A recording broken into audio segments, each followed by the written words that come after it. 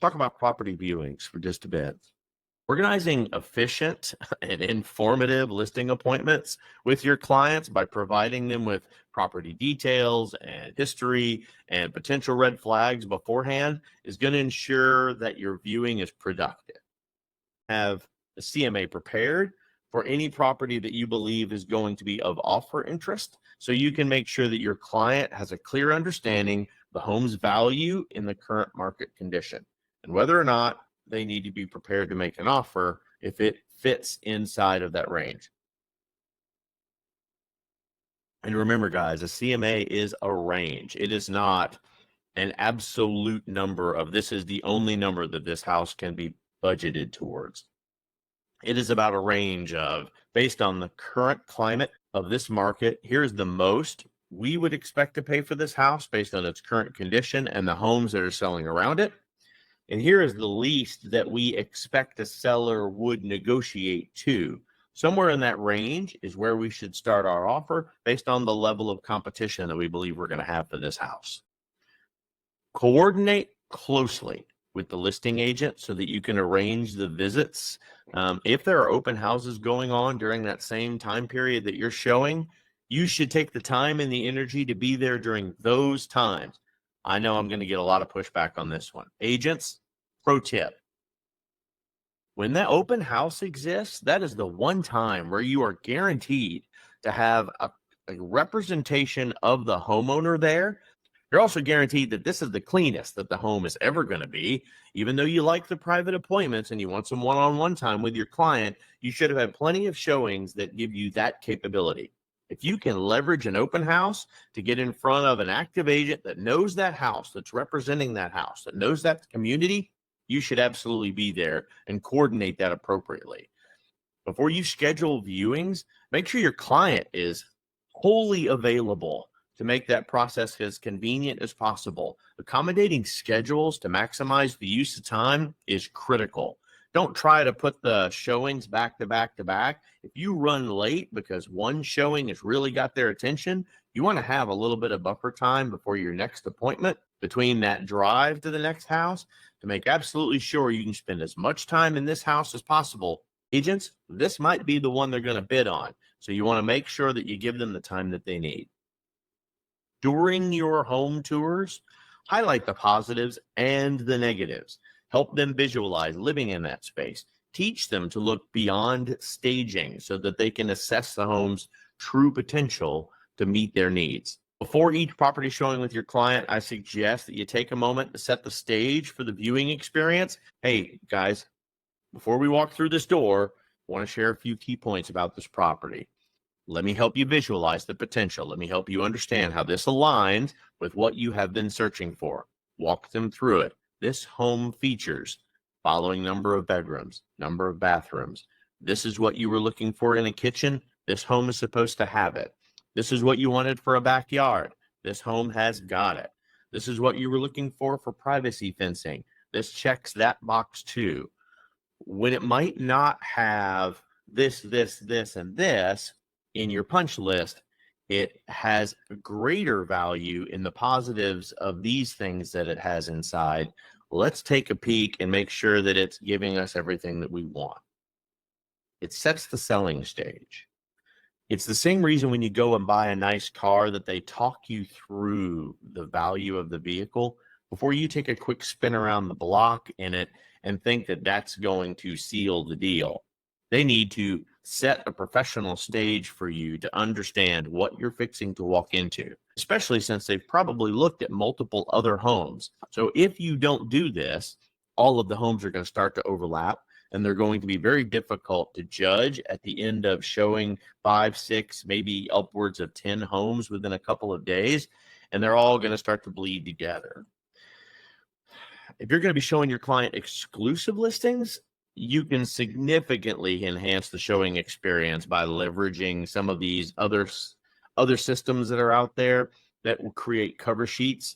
You can actually hand those to the client before they walk in, so they can also use it to take notes while they're inside. It'll help them differentiate each of the homes that they were looking at. And it's going to give you a little bit of extra bump on the back to help them see that you take the time and the trouble to build specific marketing just for them.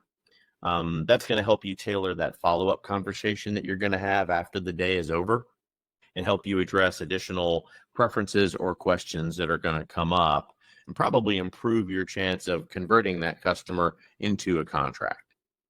Which brings us to making the offer.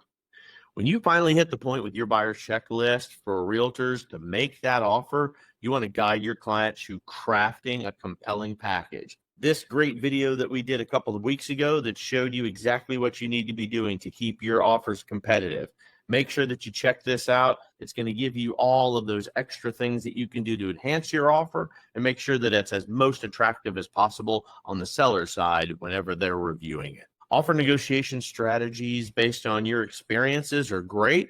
These are going to help you walk yourself through some of the market dynamics that are going on today and be a real powerhouse in the offering side. Prepare them for possible counteroffers and make sure they understand this is our initial offer, the initial expectation, the shot across the bow, if you will, to make sure that we get the most attention from the seller while we're going through the process. We want them negotiating with us.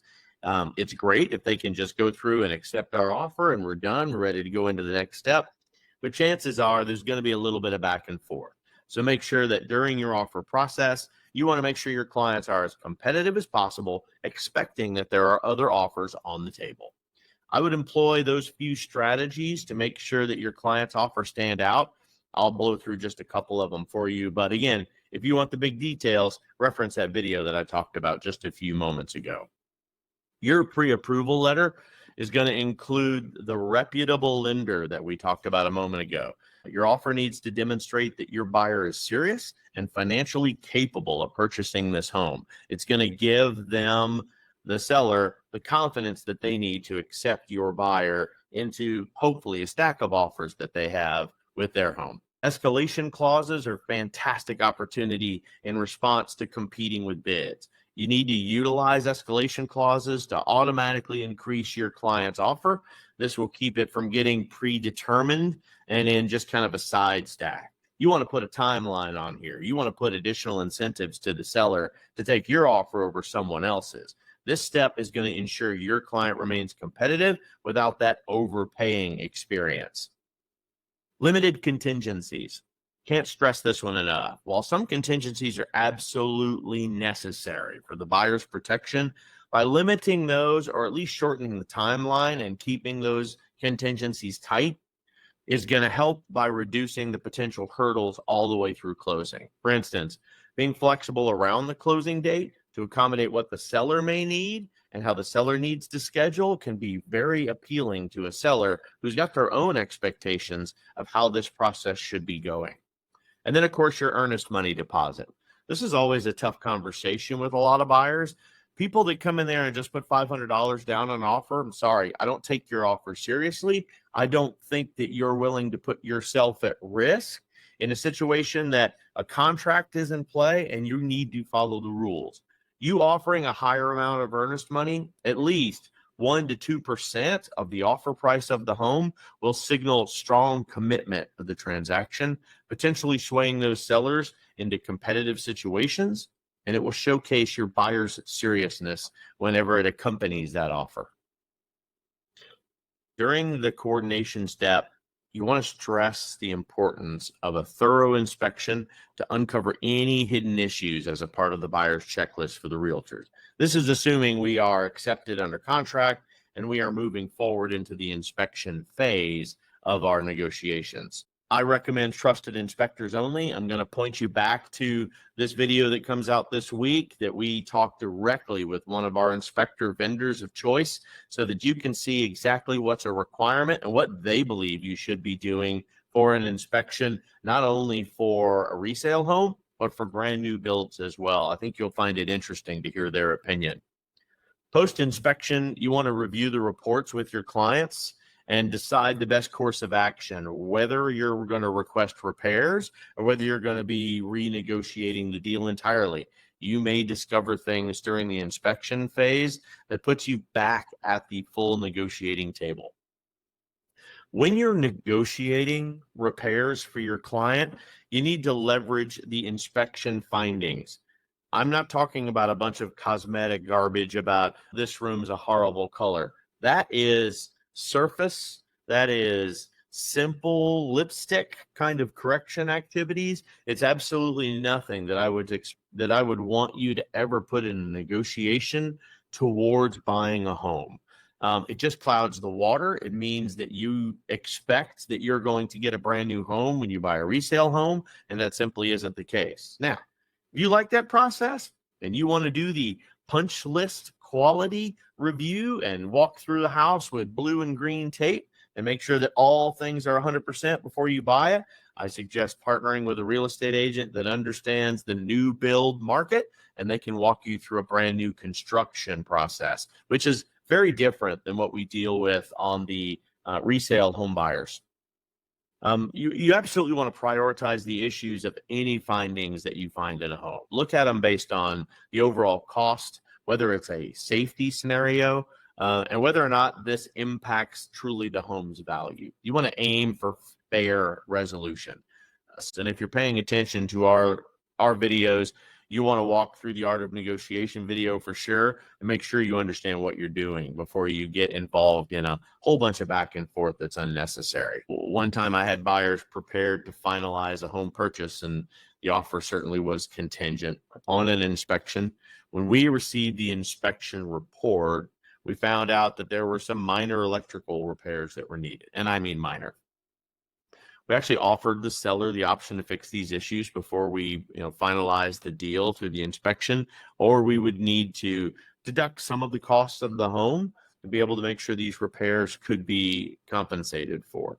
In this scenario, the seller was able to fix these issues very quickly, closed the deal within the same few weeks, no problems at all. They got a licensed electrician to make sure it was done and provided us with all of the documentation. There's the best road. Some repairs are not this easy to fix. There are always negotiating opportunities to move the situations forward. You need to give both sides an opportunity to get the job done.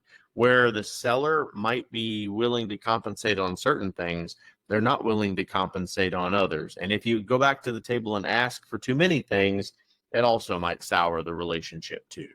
Your job as the real estate agent, your real estate agent's job is to facilitate that solution to satisfy the buyer on your side and keep the deal moving forward with the seller on their side.